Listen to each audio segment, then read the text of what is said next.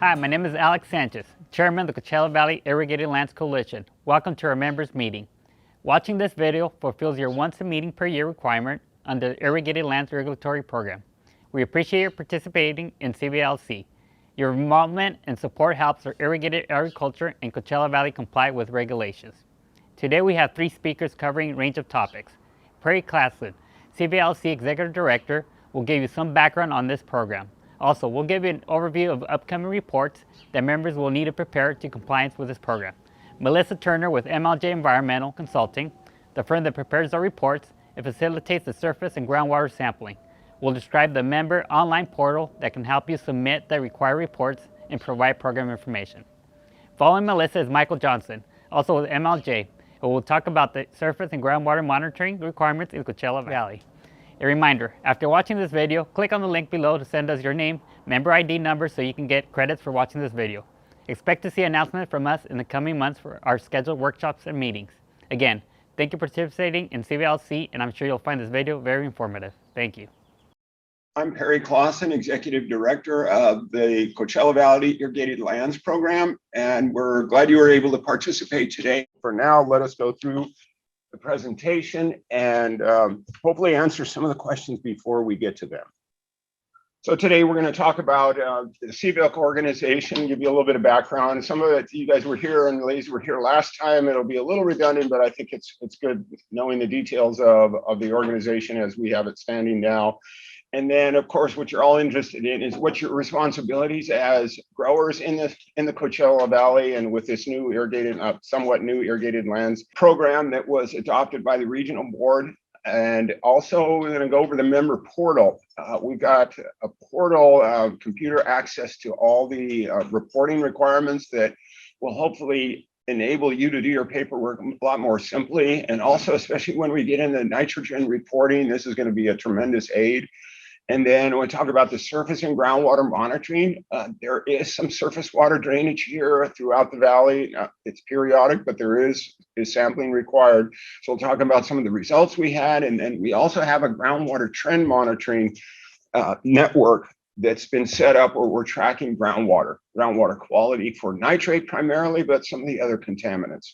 So just a little background on the whole regional water board thing. I know when we started, a little bit of background on myself. I started with the Irrigated Lands Program 20 years ago with the East San Joaquin Water Coalition. So Region 5, which is Central Valley, had this requirement kick in 2004.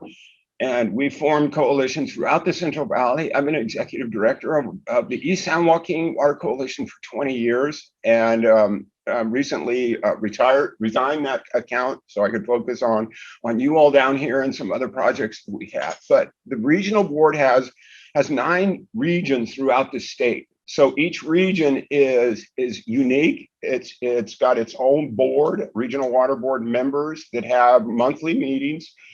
They have monthly meetings that cover all sorts of discharger issues, not just ag, it's cities, wastewater treatment plants, stormwater drainage, any kind of food processing, anything that has waste that's discharged to either waterways or to land, which may make it into groundwater, are regulated by the regional water boards throughout the state.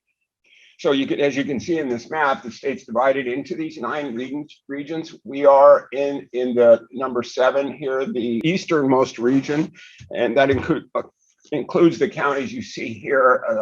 Colorado River Basin is Imperial County, and see if I can zoom that a little larger. Imperial County, San Bernardino, and Riverside County. And the mission, as it says there, is to protect the water resources of their specific regions. So the history of the water coalitions you see here, it's worth understanding that we started in the Central Valley in 2004. In this area, the Colorado River Basin started their first conditional waiver in 2014. And their program was similar to what we started with in 2004, which is monitoring surface water, primarily the discharges of surface water. They've been in business since, my gosh, what it would be the 1980s, probably 70s is when the regional board started with primarily wastewater treatment plants and industry. Agriculture throughout the state wasn't regulated until they started in the Central Valley in 2004. And to get into technical, not too much, but the program we started with was what was called a conditional waiver of waste discharge permits requirements. And those requirements were in place for all these industries I described, but we got a conditional waiver from having a waste discharge permit. And the conditional waiver had a unique characteristic in that it had to be renewed every 5 years. So what has happened now more recently is they've changed these to waste discharge requirements, what are functionally the same, but they don't have to be renewed every 5 years. And what we were doing in the Central Valley Central Coast is we had to go renew our order every 5 years. And it was repetitive and a lot of work. So the waste discharge requirements are now in place that can be changed, but they are not on a 5-year cycle, which was getting to be really a drag on resources. And so let's see, in 2021, 2014, you started out with a conditional waiver of waste discharge requirements. And then 2021 was the new order, if you will. It's a waste discharge requirements. So that's where they also added fertilizer reporting, nitrogen reporting, and some of the other elements that we'll talk about later. But just the big picture reason I'm showing you this is the Central Valley Central Coast has been dealing with this since 2004. I know one gentleman here is working Central Coast. He sees where this can go and where this will all go, especially as it relates to nitrogen fertilizer reporting. So in this region, or in this coalition region, the Coachella Valley, we currently have 76 members. It's about 31,000 irrigated acres that are participating and have been since 2014. Right now, there's an effort going to be initiated by the regional board to try to identify the other roughly 20,000 acres that are not participating. Because if you're a commercial farmer, if you have sales of any produce, no matter how small you are, you need to have coverage in this program. And there's a lot of growers that either don't know about it, they're trying to hide, or who knows what. But at some point, I anticipate that we're going to have close to 60,000 acres of irrigated cropland. There's going to be notifications going out. There's going to be a period where folks can join and such. But at some point, all growers of irrigated commercial agriculture will need to participate. We went through this again in Central Valley, where the regional board was able to use various information to find growers, and the growers that said various things that I won't repeat here about joining were caught up to. They had to stand in front of the regional board, and there were some of the growers in East San Joaquin that got a fine of $40,000 to $60,000 for avoiding the irrigated lands program. They were large 1,000-acre growers. There was various excuses given.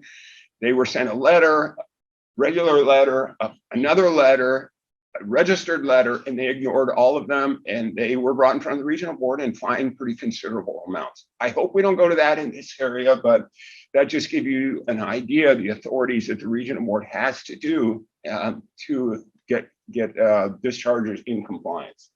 So this year and last year, the dues have been $5 an acre. $1.29 of that per acre goes to the state water board, and the state water board collects that funding and redirects it to all the regions.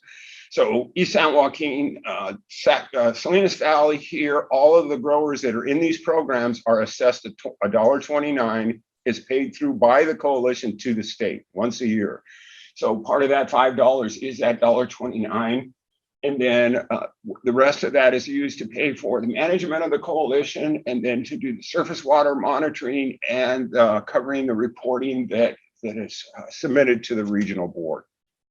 So as I mentioned earlier, the requirement is if you're commercial, you're irrigated, there's no minimum acreage. The previous conditional waiver had an acreage limitation. I believe it was 10 acres was the minimum, but now it's been, as everywhere in the state, if you're commercial, and if you sell your crop and you fertilize and irrigate, then you're required to participate. The only ones that are exempt from this statewide pretty much are non-irrigated pasture or ground that doesn't have irrigation. Now, fertilizer sometimes puts them into it, but we have a lot of pasture ground up in, as you imagine, throughout the state for livestock and such, and those are not required. Everybody else throughout the state has to be in this in this program. And then here locally, if you're in the Coachella Valley boundary, then you're required to be in the Coachella Valley Irrigated Lands Program, or you can get an individual permit. There is an option to say, I don't want to be in the coalition. I want to go to the regional board and get my own permit. In the Central Valley, there are approximately 4.5 million acres and 12,000 growers. Not a one of them is done the individual permit. Several have tried, even the big guys, and they say after going through all the hiring the consultants to do the reports and all the things that are required, they say, forget it, we're going to join the coalition. And one of the main reasons is John Doe says, I'm going to have my own permit. I'm going to do it myself. You then have all your information very easily accessible by anybody that wants to do a Public Records Act request. So they can go in and get your information. Whereas in the coalition, we aggregate your data and your information, and as much as we can, don't have a name associated with, for instance, the nitrogen reporting. We do have to turn your names in once a year and your acreage and APNs to the regional board, but that's the extent of the public information that's available. Essentially, this is explaining what I just described. To claim exemption, you have to contact the Irrigated Lands Regional Board staff and let them know that you want to do that, and then you get it covered through the individual permit. So I'm sorry, this one is hard to read. And by the way, our regional board staff came in, and it's Jenny Snyder and Emma McCorkle, who are the regional board staff based in Palm Desert. So we'll have a point here later that you can ask questions if needed. So the grower responsibilities, a little bit redundant here, is you need coverage. So you get that by joining the coalition. You need to implement management practice if there is evidence or indication there may be discharges beyond the standards to both surface water and groundwater. And then there's these plan reporting requirements that came in with the 2021 order. We have templates for all of them. We'll talk about that in a minute. The farm plan in particular, which we describe very simply as, what am I doing to protect surface and groundwater? It's kind of an inventory of practices, which are fairly uniform across agriculture. So we have a form that you fill out and you keep on the farm. And the reason you fill it out and keep it on the farm is if and when a regional board member staff comes to an inspection, you're going to need to show them that. And this includes things such as discharge points, what am I doing for irrigation management, nutrient management, et cetera. And we'll go over that here in more detail as what that involves. The nitrogen summary report is the only report for fertilizer that you submit to us for nitrogen fertilizer. There is a nitrogen management plan that, again, you keep on the farm as a planning tool for your activities. And then again, Melissa's going to talk and Lindsay will talk in more detail about that. And then our responsibilities as a coalition is to assist you all in complying with this regulation. That's really why the coalitions were initiated back in 2004. You know, many of us in farming, I was there at that time, is that I'm a small farmer myself, is we want you all to focus on farming and growing. We don't want you to spend your life filling out reports. So we try to create templates, we try to create portals, we do to make it as easy as possible to comply with this regulation so that you can focus on what you all do, and that's growing food. And we're an intermediary between yourself and the regional board. We meet here with our staff members on about a quarterly basis to talk about issues that may be coming up or complaints they get or other sorts of things. So that's the role that myself and Lindsay and Melissa with MLJ Environmental, our technical consultants, we work to be intermediaries between you and the water board. Not that you don't want to talk to Jenny and Emma, but we get to you the information you need from those meetings. And then we pay that state fee on your behalf. Okay, next slide. The one I talked about earlier, that was $1.29. The other things that we do is, of course, we conduct a water quality monitoring, surface and groundwater. And if a problem is found, we've been able to develop an approach to resolving those problems called a management plan. And this could be a surface water management plan that encompasses a certain watershed where that waterway may have pesticides or other issues. So we create a plan, submit it to the water board and say, this is what we're going to do to try to fix this problem. Groundwater, same way. And then we work with growers on management practice implementation. When problems are found, then we try to identify where did that come from, and then get the information and practices out to growers so we can hopefully address that problem and eliminate it. In the Central Valley, and one of the issues we're working on now, there's a lot of trees in the valley lately, a lot of almonds, a lot of walnuts and pistachios. And the only way you spray those crops is with orchard air blast sprayers. We're having problems with drift into waterways with those sprayers. And if any of you have ever seen an air blast sprayer, they're a little crazy. They blow out pretty widely. And we're trying to figure out how to keep that drift out of the waterways, because drift, even though it's a small amount, we're measuring these constituents in parts per trillion. Very extremely low levels, but that's the levels that are found to cause impacts to aquatic organisms. So it may seem ridiculous. Why are you testing for that? Well, these insecticides are meant to kill insects. There's insects in the water that have protections that the regional board is responsible for protecting. So far, in all these years, we have not seen the levels high enough to actually affect fish, but these lower organisms are what the fish eat. So it's kind of a life cycle type of thing, that the regional board is protecting those food sources, if you will, so that the larger mammals in the waterway can survive. So, okay, next slide. So the drinking water supply well monitoring, I'm not going to say a lot about that other than to let you know that in the Central Valley, the domestic well monitoring requirement was initiated in 2016. The regional board, unlike the coalitions in the Central Valley and the Central Coast, are responsible for implementing that program. In other words, the coalitions don't have any follow-up requirement. We tell you about it when it's out, but we don't say, Joe, did you sample your well? Did you send your results in? The regional board is responsible for that. Jenny Snyder here answered, as far as when that's going to be in place, is it's going to be a responsibility of growers to do self-reporting, and they'll be following up growers here in the not too distant future on the requirements of that. Yeah, so the order, she said that the requirements are laid out in the order, and they'll be following up with those requirements in the future.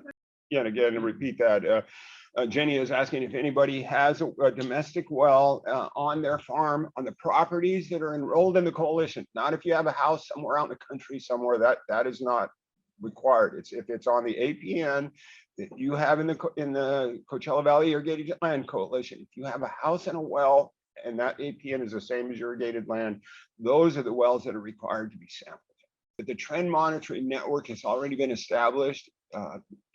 Trend monitoring requires very strict standards for using a well. We have to know the depth of the well. We have to know the perforations of the well casing, so we know which aquifer it's pulling from, because the goal on a trend monitoring is for it to be an indication of things happening. So we want to try the trend monitoring wells tend to be on the upper level of the water. So you imagine the problem that whatever it is coming down, they want to sample that top layer of water, not down way below, which may not give you the indication of what's on its way down. Again, that's only a domestic well on your APN that's in the Irrigated Lands program. Here's a timeline. And this PowerPoint is going to be available on the website. I'll verbalize it here today. Those on Zoom can probably read it pretty well. It's tough to see here, but the member portal was available last May. The basic template, the basic portal.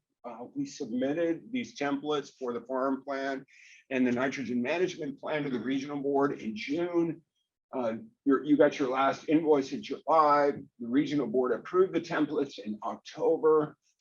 And then we updated the portal in November so that the farm plans are there for you to do electronically. And then we're here in January having these annual grower meetings, which we're going to be doing these once a year, maybe even more frequently if needed. Excuse me. And then your worksheet for your crop this year needs to be completed and on your farm by March. So again, we'll talk about the template on the portal, but the worksheet is intended to be a planning tool. So what am I going to do this year? I'm going to be growing. I've got dates. This is what I plan to do. This is what I am doing. So it's something that you keep on the farm in case there ever is a regional water board inspection. And then the nitrogen reporting of this year's applications will be due a year from now, a year from March. So again, we'll talk about all that here in a minute. All right, grower surveys. All right, I'm going to hand it over to Melissa. So just so you all know, Alyssa's on the background helping navigate. She is our membership manager. So if you have any questions with membership or farm plans, at the very end, our last slide will have some of the contact information. But she's probably the one you'll talk to the most if you have questions about changing an invoice, changing your parcels enrolled, some of your questions with the farm plan. I'll go through what we have on the portal for you all to enter in your surveys and also talk about those timelines that Perry touched upon. And then again, my name is Melissa Turner with MLJ Environmental, Lindsay Nelson also. We work for the same company. We're your technical consultants. We were brought on with your first revisions to the order where there was a lot more of the regulatory requirements that were brought in from the East San Joaquin Water Quality Coalition, had precedential requirements that all of irrigated lands in the California have to now adhere to. A lot of that presidential component is about the nitrogen applied, which comes in with your INMP summary reports that you'll have to report in 2024. But we do help with the data management, your monitoring for both surface and groundwater. Lindsay will talk about that. And then your portal, which is, as Perry was saying, is really designed to help make it easier for you to stay in compliance, do those responsibilities, have tracking, have records, everything that you need as part of your orders. The coalition has set up the portal to try to help and maintain that for you as easy as possible. Okay, so the farm plan requirements. The coalition, we have to have all of your reporting in and report to the regional board with your annual reports. So we are having all of the Coachella members turn them in by February 1st through the portal. Go to the next slide. This will be required every year. So as Perry showed in that timeline, we turned in a template for your farm plan, as well as your INMP worksheet and your INMP plan. So your worksheet is your tool to plan for the upcoming year. Your summary report, sorry, I said that wrong. Your summary report is to report backwards of what you did the past year. But the first one that is due is your farm plan. And there's 6 sections. So you can ignore kind of your signature, which is your 6th section. But the first part is your information. So your operator information, drinking, like who you are, your name, that's all in your membership. So that's already pre-populated for you with it when you go into the portal. You'll need to fill in your drinking water well counts, your crop, and your acreage. So that gets updated each year. Your next section will go into your management practices for the irrigation. And so section 2 covers your irrigation management practices. So what kind of irrigation methods do you have? And then your practices to keep water on farm, because with water, sometimes then you do have whether pesticides or nutrients going off farm. That's what we have to monitor for and make sure that they're not affecting water quality downstream. And then also same with your nitrogen management practices. So these are the practices to manage the nitrogen that you apply, keep it on farm for your crop. The third part is sediment and erosion practice. Again, similar to water coming off your field, the concern is with sediment coming off your field. That can also have concerns for downstream water quality. And then pesticide applications, noting of the different practices that you're implementing with pesticide applications. And then the last section is the surface water drainage.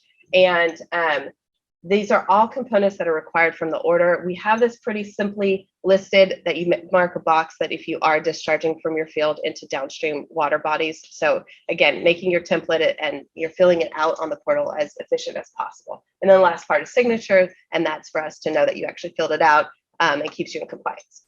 Okay, so those are the main components. This is what it looks like if you were to print the template. Again, what we're asking growers to do is to do it through the portal. It's easier, it saves money, it saves time. Also, just as a note, next year, when you go in to fill it out for 2024, it'll be pre-populated. So then you can just go in. If everything stayed the same, you'll be able to just move through, click OK, and go through the sections. This is the first year, so there'll be a little bit more populating, but it gives you that flexibility if you are kind of maintaining the same practices from year to year. So again, these are your sections. This is section 1.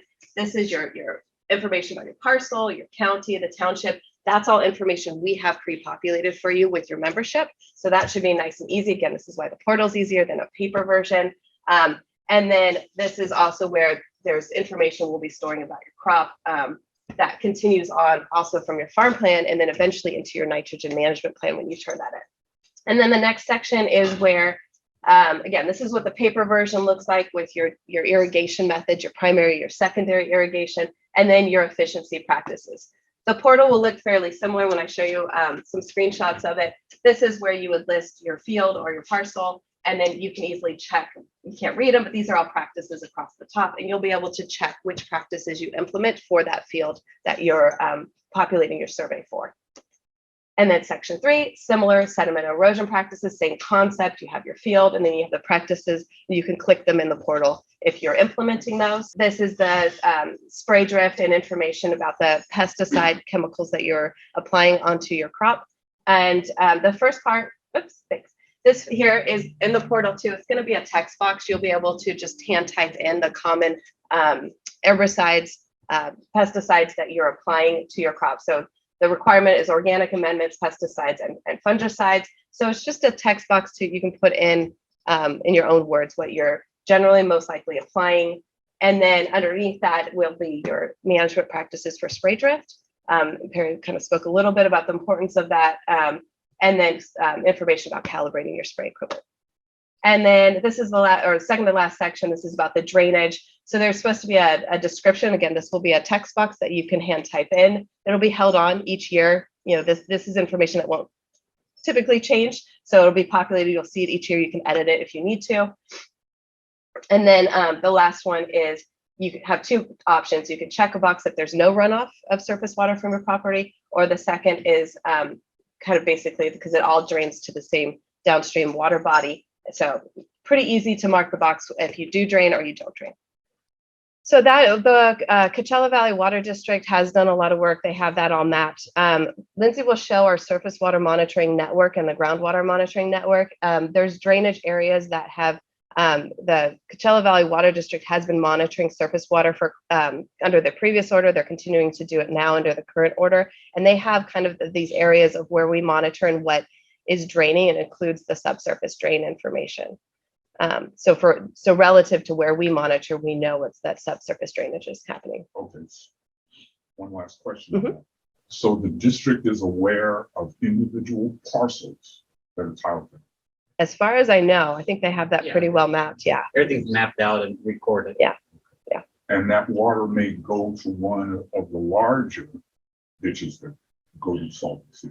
Yes, and they all come. I mean, they all converge to the stormwater drainage, right? So that's where we were able to make this quite simple. Of the Coachella Valley Stormwater Channel, essentially, it's all going to work its way to that same downstream location. Yeah. Yes, Jenny. Yeah. Just because it might be hard to hear Jenny in the back, but what the conversation, or actually maybe in some of the commenters, the conversation's been about tile drainage. And what Jenny clarified is when you see the question 5, that is a surface, the name of the receiving surface waters to which irrigation, stormwater, and non-stormwater runoff from the operation is discharged. And so the options are it either goes down, you discharge into your Coachella Valley Stormwater Channel, or there is no discharge. And so some of the conversation was just knowledge about the drainage system, which the Coachella Valley, the water district does have that information. But as Jenny clarified, that's not what they're looking for here. They're looking for surface water discharge. So just to clarify, Regional Board is not asking growers to report on tile drainage.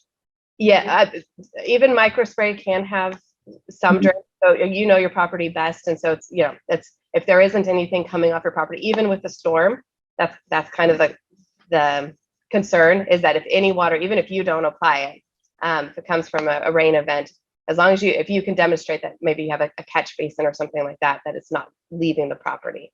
I'm going to go through next the template for the INMPs. So again, we have 2 pieces, the worksheet, which stays on farm, it's your planning tool, and then the summary report, which at the end of the year, you'll report through the portal to the coalition. So that starts next winter, that we'll be having that set up on the portal for you to fill in.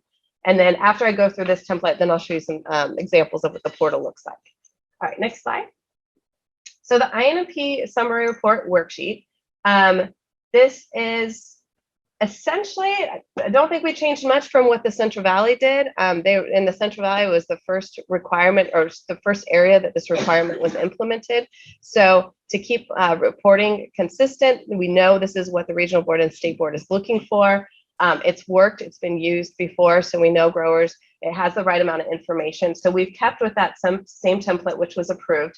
And in the worksheet, this very top part is your irrigation method here, which is also reported on your farm plan. But, and then also some information about tracking, basically anticipating how much irrigation you're gonna need to apply. So if you have knowledge of your crop evapotranspiration, your estimates of how much you need to apply of irrigation water, and then if you know how much nitrogen might be in your irrigation. So if you're, an example would be if you had groundwater with nitrogen in it and you knew that concentration and you're applying it, it's keeping track and knowing if you already have surface or groundwater that already has nitrogen in it. Same if you're fertigating too, just keeping track of how much nitrogen you're applying with your water. So again, this is a planning tool. It's for you to have on farm.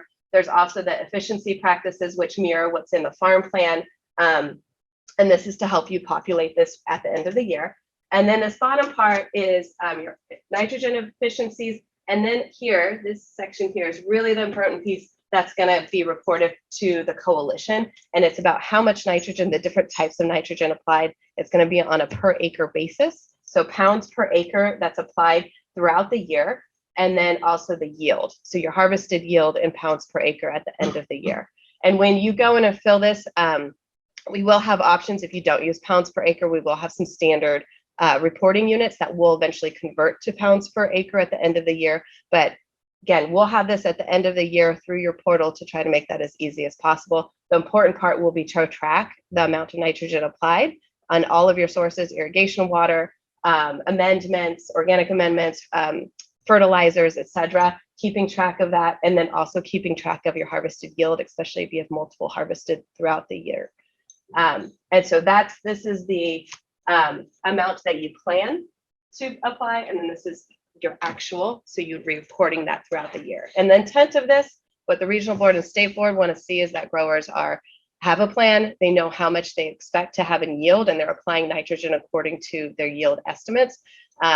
And this is the way that they can, if needed, inspect, like if there's an inspection on your property, this is where the regional board would come and ask to see your worksheet. And so you want to make sure you do have that on farm this year, and then tracking what you're recommended, what you plan to do, and then what you actually are doing. So this is going to be your summary report. And so it's this is your organic amendments, and then the foliar fertilizers. And I cannot read that, but there are the different types of fertilizers. I think there's 4 different ones that would be, so it would be a distinction between your organic amendments. So the question is, yeah, adding mulch, green waste to your crop, and don't know if we have a management practice for that, but that would not count as an applied, that wouldn't count as. Yeah, this has come up a lot. I know CCOC, California Certified Organic, that organization that talks about, has approached the regional board about the fact that you either get an exemption or some sort of special handling of organic.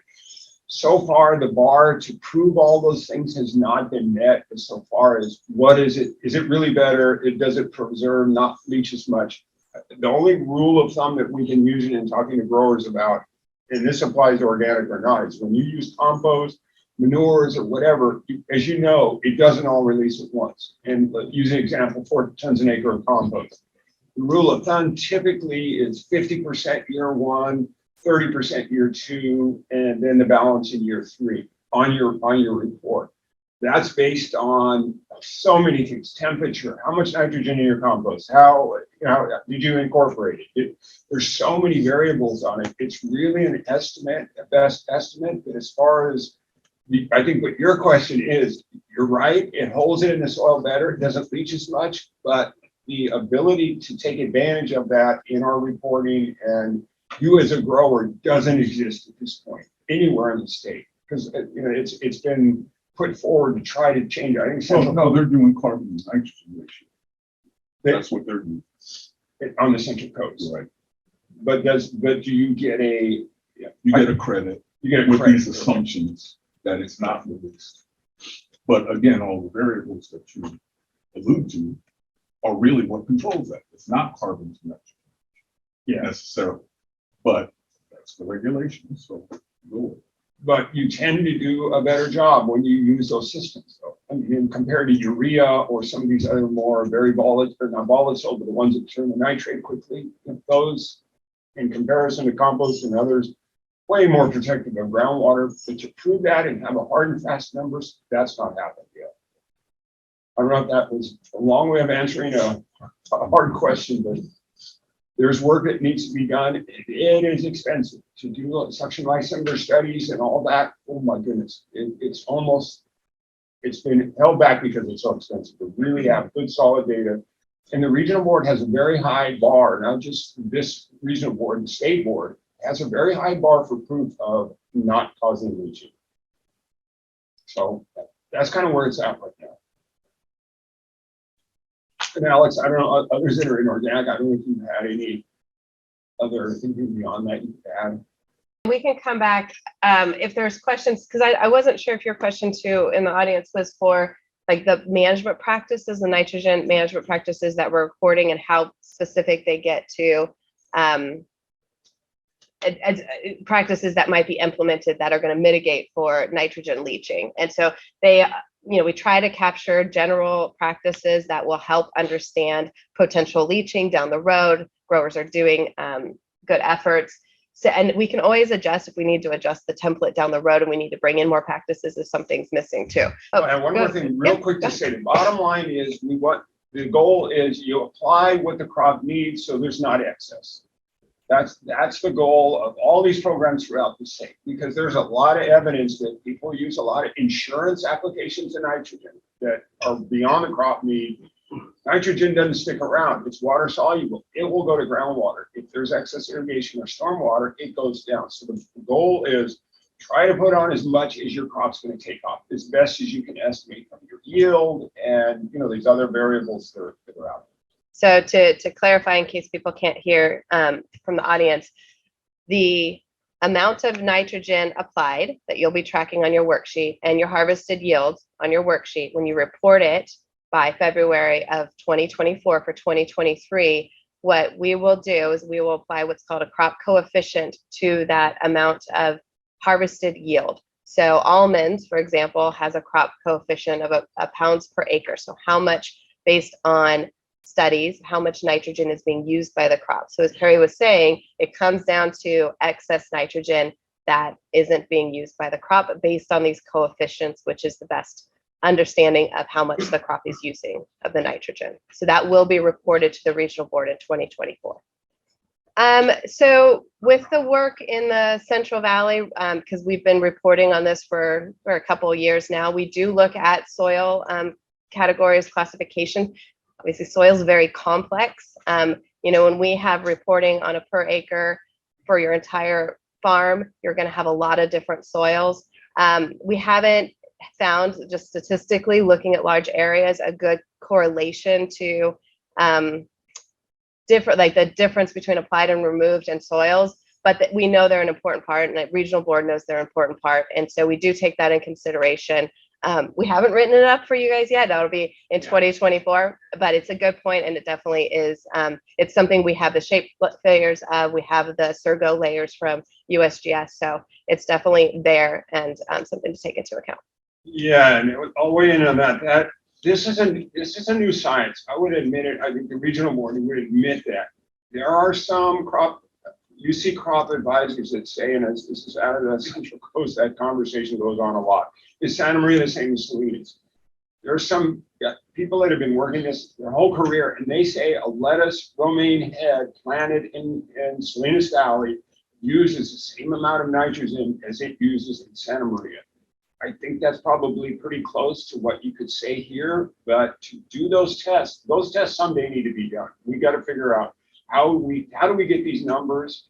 How do we compare that to each other? Tomatoes, I mean, you can just go down the list, but really what it comes down to as a grower, that when you're in sandy soil, you need to split your application a whole lot more than you do in clay soils. But does that mean that lettuce plant uses more nitrogen in sandy ground than it does in clay soils? And some of those experts say probably not. Maybe a little bit. It's more of a management issue because clay holds that nitrogen right there, whereas When you have sand, that it's just moving really quickly, and you got to spoon feed it more carefully to keep it in that area. But to answer your question, sorry, long way of answering your question, there's not enough data to answer your question as accurately as I wish we could. It's going to be the bar. Yeah, you said it. It's going to be the bar that we're all measured against. I grow peaches and nectarines. There's hardly any data on peaches and nectarines. And the numbers we see, you got to be kidding me. That can't be right. But the response is we got to go out and prove it as growers, commodity groups, et cetera. We talked to Western growers many times about you got to think about your growers throughout the state and how are we going to create accurate data, because it is the bar that at some point we're going to be held to. It's starting right now, it's a guidance, but right now, eventually it's going to be the bar. Okay, keep going, Melissa. Okay, so just to summarize with the crop coefficients, they will need to be utilized when we report in 2024. We do understand the importance of soil. We also understand regional differences where we will use existing data because it already exists. Coming back to the question of to refine those data does cost money, and it would be, studies that would be done in localized areas, which is always an option. I think these are things the coalition's always looking for to help the growers to have the best data out there. But as we report in the crop coefficients, we have all the references to the studies and where they come from. And there is a requirement, we have to have the coefficients for, I think, 95% of the crop acreage in the order. So there are some requirements that we have to have so many crop coefficients. And if they don't exist, if there isn't the research, either the coalition needs to do, help fund to figure out the research or figure out a way, some sort of estimate. So we have pretty much 2023 to be working and thinking about this, looking at the crops reported. The farm plan will help us too, to know for sure. We have crop information, land use information from the water district. We have land use information that DWR uses. We'll have your information. So we'll be able to assess pretty quickly this summer how many of those crops and coefficients, and then also the quality. And that'll all be kind of leading up to our reporting in 2024. So I would expect in next year's annual grower meetings, you will hear more about crop coefficients. Okay, so this, I think we got through the summary report. This is essentially where you would report your different types of nitrogen. So this again is your field information, what you're reporting on, your applied nitrogen. There's the 4 categories, and then the harvested yield. What we do in the database is we sum up your amount applied. It becomes a total number. But if down the road we have more information about how to use organic amendments, for example, it's down that we have that information, of course, be teased out from the total applied. And then, so just to introduce you, if you haven't already been to the portal, we want to make sure that you know how to access it and then answer any questions if you have been there, if you're having any issues.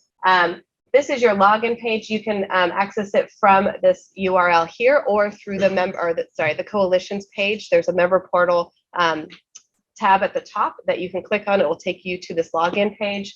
You should have received an email as an existing member. You should have already received an email with a login information. And then once you log in, you update your password to your password. If you ever forget your password, we don't hold it, but you can go in at any time. If you're doing this at 1 in the morning, you can go in, change your password, get in. So you don't have to worry about calling an MLJ staff to get your password. We don't have it. It's all up to you. You can change it at any time you feel like it. So again, point is we want you to have access as quickly as possible. If you get here and you don't have this information, you also can email the coalition. Alyssa will help you get set up and make sure you have your member ID, et cetera, to get in. All right, so next slide. Once you log in, this is going to be your landing page. We'll call it your dashboard. We have 2 tiles here. This is your member information, and this is the farm plan. And then this will be the INP summary report when that comes up next year, next fall. If we click on the next slide, you'll see if you click into your member, that tile with the member information, this is what we've had up since May for growers with that first invoicing period this summer, that you could go in, you can change your parcels that are enrolled, you can change your acreage, it gets requested to Alyssa, she reviews it, makes sure everything looks good, and then adjusts your invoice, and then we'll resend you an invoice if you have any changes. So something good to know in the future when you're looking ahead to annual invoicing, if you need to change the area, the land that you have enrolled in that you're farming. Some orientation on the left-hand side here is your navigation bar. It will take you back to your dashboard. So the little icon of a person is your member. This is going to be your farm plan, and this is going to be your dashboard. You can go in here and edit. There's an edit button here that you can edit your membership information. So if you need to change your phone number, your email, address, how you're getting information. And then this will tell you your status of your invoice. So if you have an outstanding balance, if you have a credit, etc. So all of that is there at any time if you need to check in on your payments and your parcels enrolled. So one thing to note too is everything that we report to the regional board is coming down to parcels. We do try to help as best as possible to make sure parcels are mappable. That comes back to the regional board to ensure that there's compliance. And I know it's not, people don't normally talk in APN language per se, but that is going to be important for us when we report down the road. And I'll explain when we get to the farm plan how we take parcels and give you an ability to call them a management unit or a field. So if you have 10 parcels that have the same crop, you're managing it the same, you can report once. We track it on the back end by the individual parcels for reporting purposes. This was also with your invoice, if you want to print it, you can click here. That's on that same page, and you'll be able to see a PDF and print it for your own records. All right, next slide. So going back to that dashboard. So again, if you were in your navigation bar, you would click here. This would take you back to your dashboard, and then you'd click on that tile.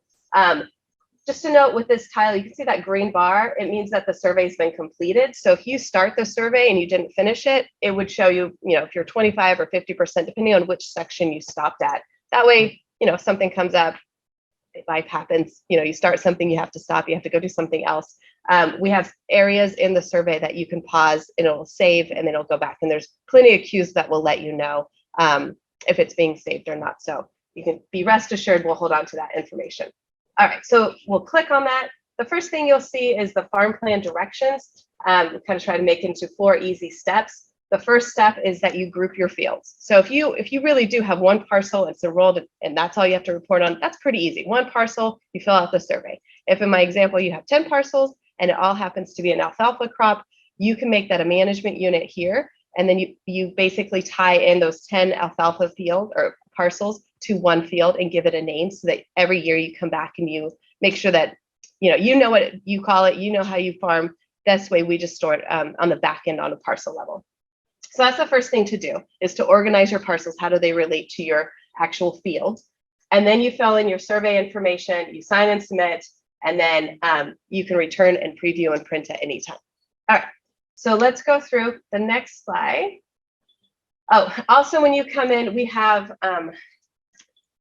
what it will do when you first come in, it'll give you like a little tutorial that will kind of walk you through the different features. We do have that show every time. You can hit skip and don't have to look at it, but if you, if it's been a year and you haven't looked at this and you want to go through it, it's always there to kind of remind you and orient you to what's on the portal. All right. The other thing with this slide I want to point out, this is where this very first page, which is called Management Unit Assignment, this is where you would group your parcels. So you'll have all of your enrolled parcels listed, and then it'll allow you to group them under a management unit. So when you do that, then if we go to the next slide, our alfalfa field 1, right? This has 2 APNs that you put under in that previous page. You assigned it to a management unit. So now you can see, how does that look? So in this case, this grower has 5 parcels and they have 4 management units. One management unit has 2 parcels with it. If in that previous page, any of the parcels had not been assigned but are enrolled in your membership, they'll show up here. And so it'll kind of remind you, like, you still have parcels you have to assign to a management unit to start filling out the survey. So at this point, there's going to be 4 management units that management practices need to be assigned to. And then, because if you remember in the template, you have to have your operator information, all the information associated with who's farming this land. We have it from the membership, but we're also giving you an opportunity here to edit it. One thing to note, it does edit your membership contact information. So it's all connected. It's just a different way to say the same data. But in this case, you can edit it here, or at least just confirm that it looks correct.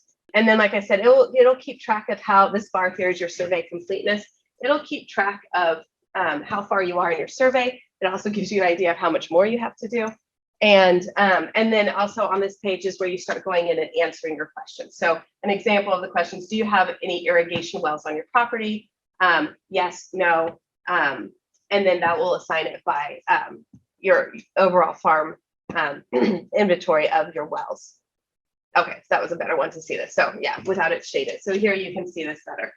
You would click on if you have irrigation wells or not. So that's one of the questions. And it goes through that with similar questions when you have yes, no answers.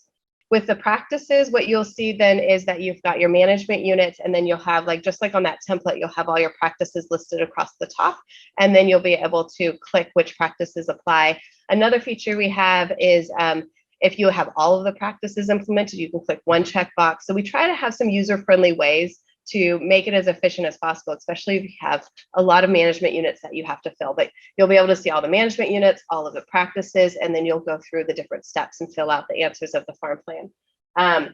When we get to the INMP summary report submittal next year, some of the questions on both templates that's required in the order is similar. So your irrigation practices and your nitrogen management practices are the same in both templates. So what we've done is we set up the system. Next year, you'll start with your farm plan questions, and then you'll move into your nitrogen applied and reporting. So that way you don't have to answer the same questions twice. And so I don't have examples because we haven't filled it all in because it's not for another year. But when you see that next year, just think you'll have your farm plan part, your first sections, and then you'll move right into your INMP summary report. So you'll just continue reporting on the nitrogen applied and then your yield.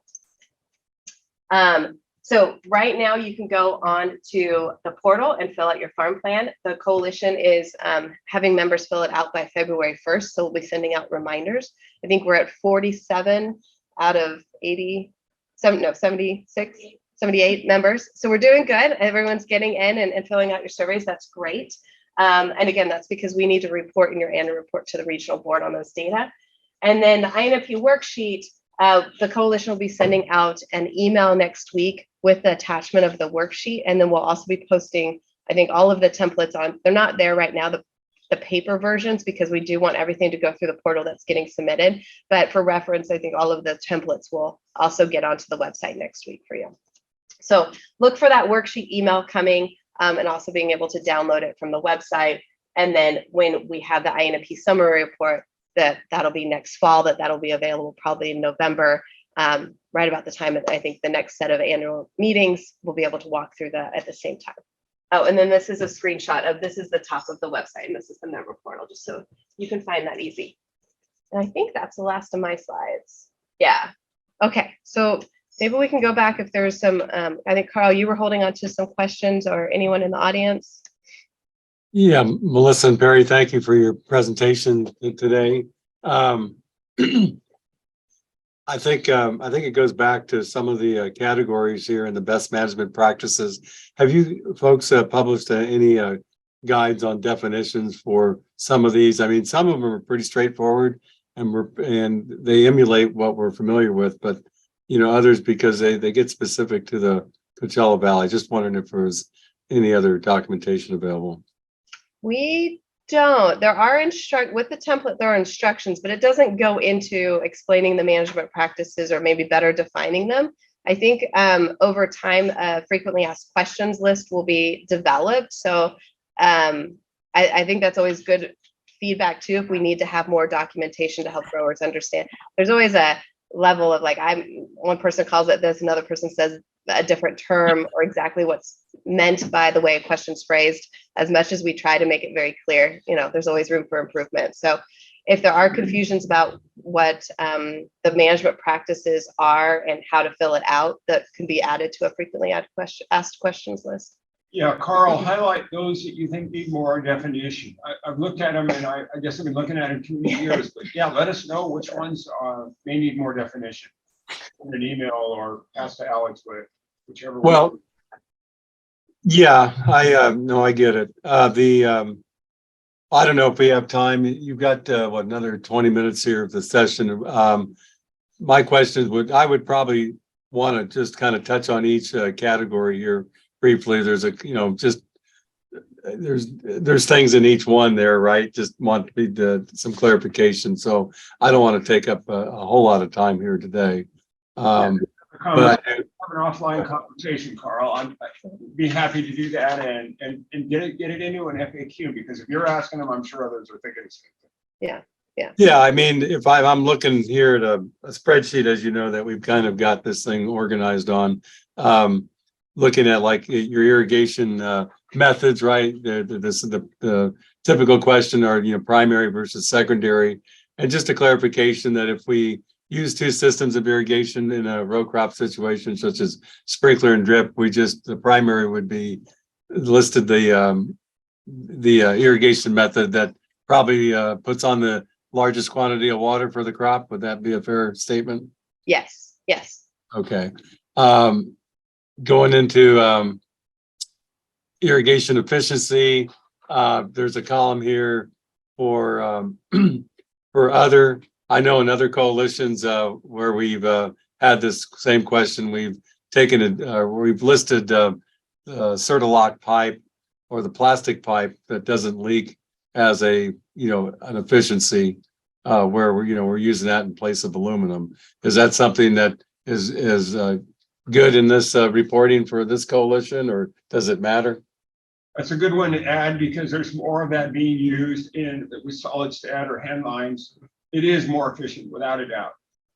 There should be an other option that like a management practice that like an irrigation management practice that we don't have listed, and that the other column you can add your own. And that's where I'm referring to, Melissa. That's where we would just put in our own verbiage of what we're doing there. So I think that answers that question. Okay. I mean, the rest of the categories are pretty straightforward. Nitrogen, I think, same thing. I don't think there was any huge questions there for our group.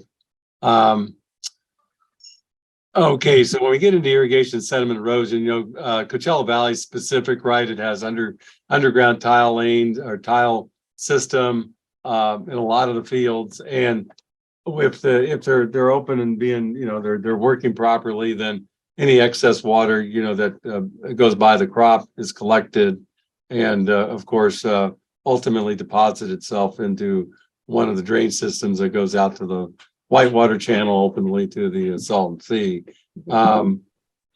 And so where my question becomes there, just some clarification, one of the questions there's a category called no drainage due to field soil conditions. Are we referencing that water doesn't percolate? I mean, this is where my question comes in of, where you're asking a category, what does it really mean? What are we looking for here?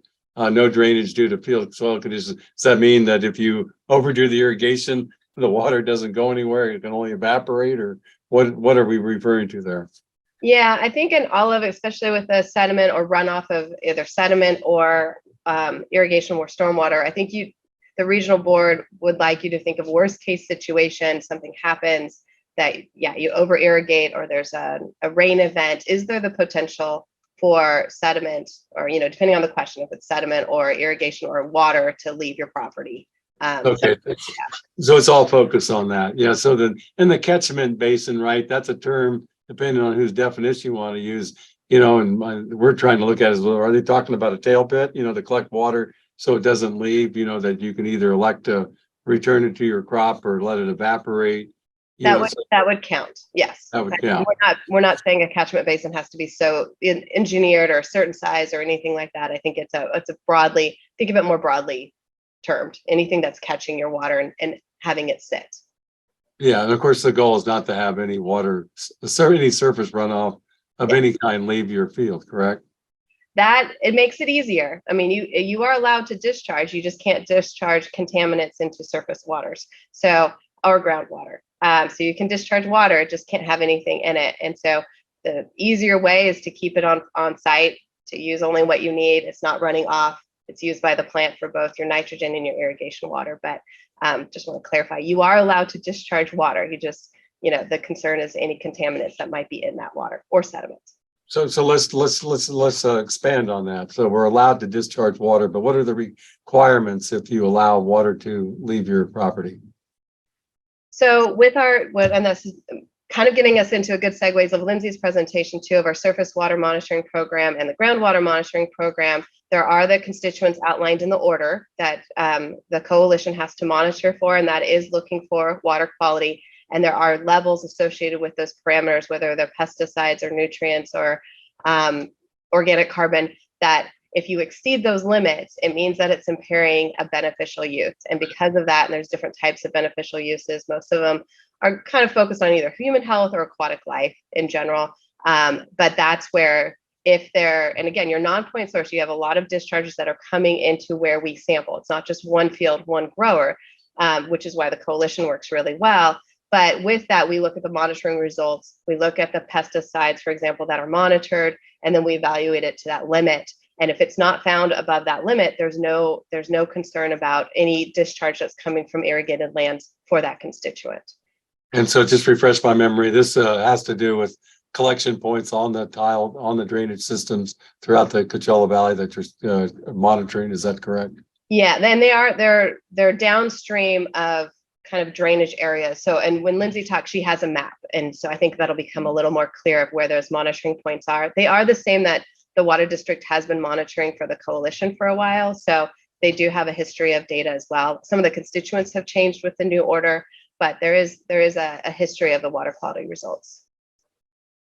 Okay, then I know one of the questions was asking for a list of agricultural chemicals that we're using in our operation. Mhm. I think at least our understanding is there a 255 character limit. Yes, there is. So if we have 1,400 characters, what do we do? Do your best to summarize. That would be my best suggestion. There is pesticide use reports. We've talked to regional board. If we need to get down to specific active ingredients that are applied, the ag commissioners tracks all of that. So I think at this point, it's just getting a general idea of the most commonly used on your property for those different categories that are listed. Okay. These are good questions. No, so another thing, so you mentioned there was a mention here in the conversation about the air blast sprayers that, and there's a column for that here. You know, typically when we think of an air blast sprayer, we're thinking of an orchard sprayer that is commonly used, you know, in a permanent crop tree situation.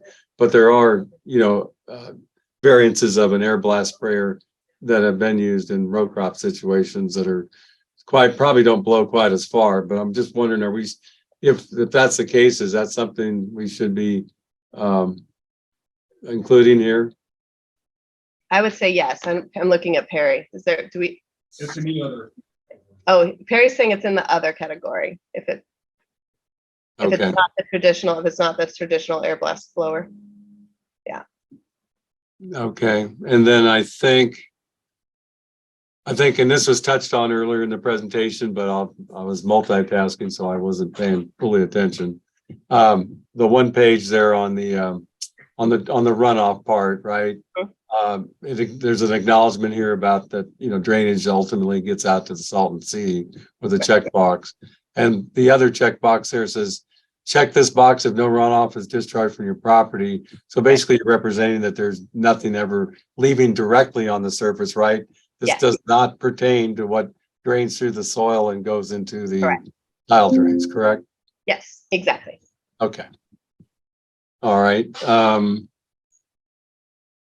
I think that at a high level that gets most of the questions that you know, our group had talked about. But if I miss something, though, I'll let them chime in. That sounds good. And then also at the end, the last slide will have a list of contacts. And like I said, Alyssa can help. It'll have Perry's number, emails too. So, you know, as you're going through, if you have questions, we'll do our best to reply quickly and get you answers. And I'd just like to say, Perry, thank you for all the years we've worked together when we started out in Madera. All right, we're gonna fast forward over to Lindsay. This is kind of the important part too. I know the surveys are important, but we also want to make sure you know about your water quality results for both surface water and groundwater. Since we did our last meetings, we have done the groundwater monitoring. We have those results in. So I'm going to pass this over to Lindsay and she'll walk you through all that. All right. So I know we've got just a couple minutes. I'll be quick, but like Melissa said, I think this is an important part of the order requirements, the surface water and groundwater monitoring, which you guys have been doing surface water monitoring through the water district, but now within the order, there's a couple of new requirements. And then there's also going to be the groundwater trend monitoring. So for this part, I'm talking about the trend monitoring program that we've developed in the last year. So this was our first year.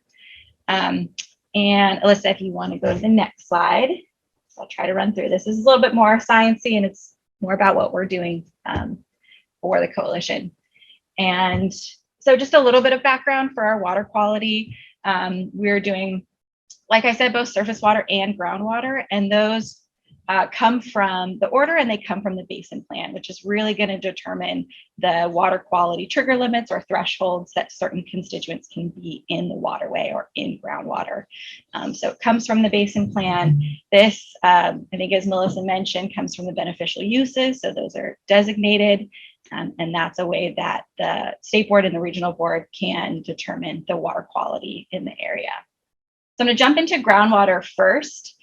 You guys have a groundwater trend monitoring program that really is trends to understand the groundwater quality impact in irrigated ag. So we're not looking at data really on a very microscopic level. We're looking at across the region. We're looking at the boundary of Coachella, and then also, like Perry said, very strict kind of parameters of what wells we're looking at. And then we're going to evaluate it over time. So we report on the data annually, but really it's going to be that trends that we're looking for.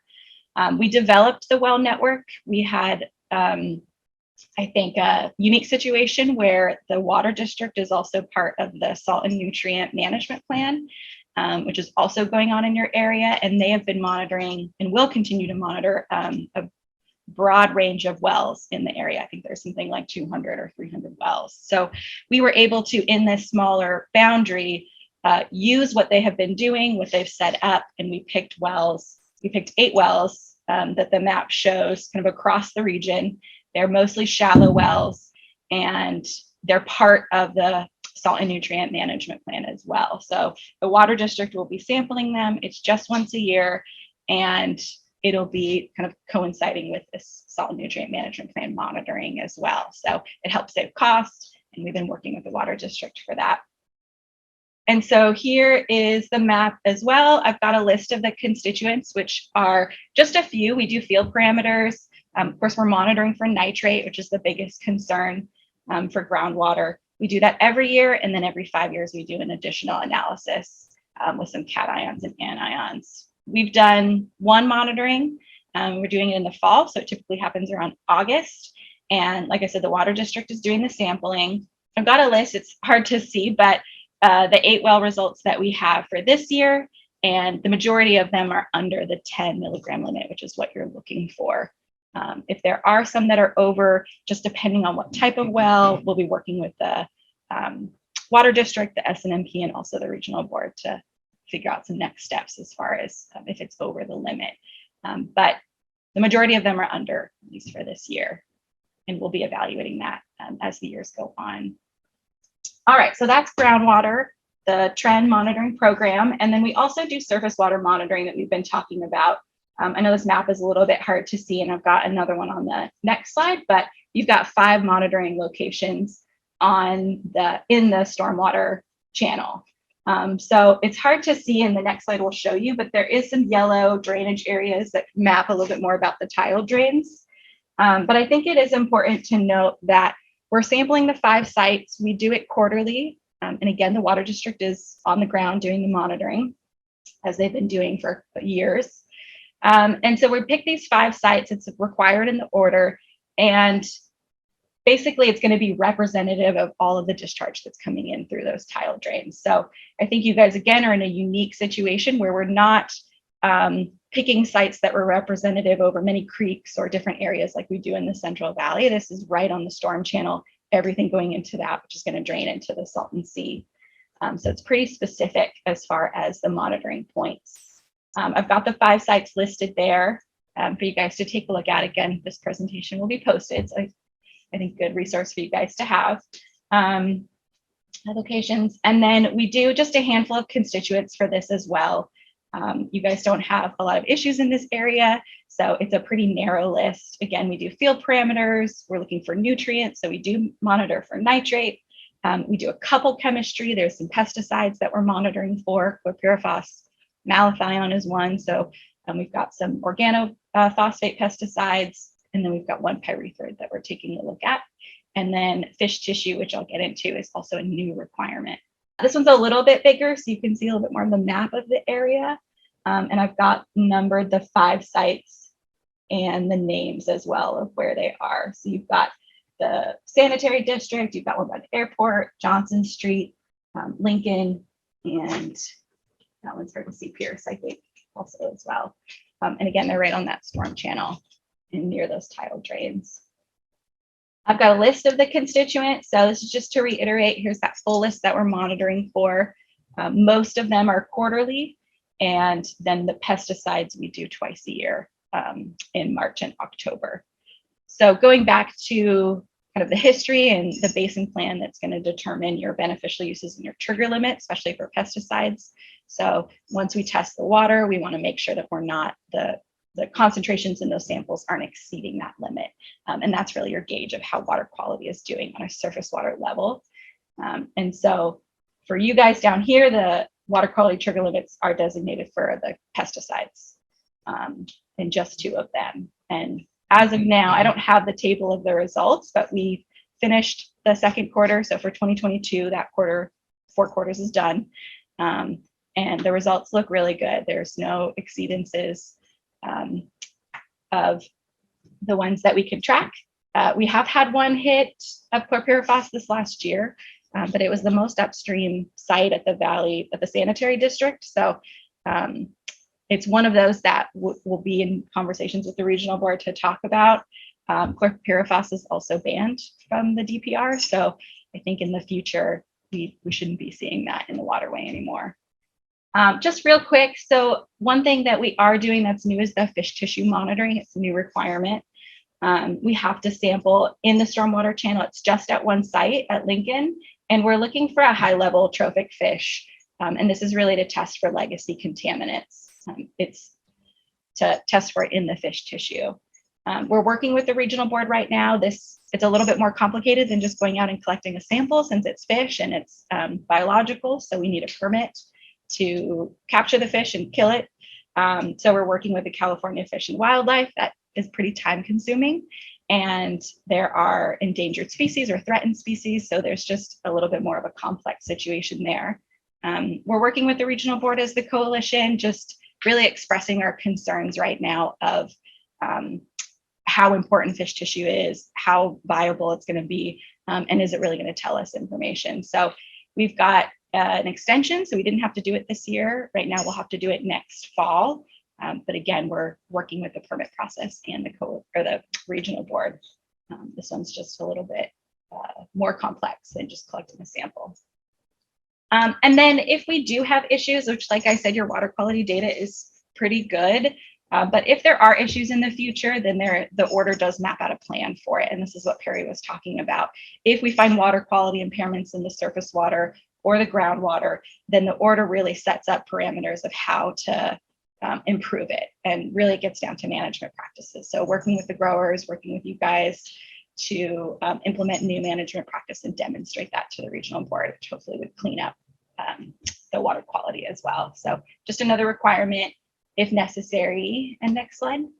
And then back to that timeline, I think this is the end. So just to reiterate kind of where we're at and what's due, which like Melissa said, the farm plan and the INMPs are the big requirements so far. And I think that's it. Yeah. So definitely any questions if you guys have. And then this is the page also that's got the contact information. So you can contact the coalition. There's a phone number.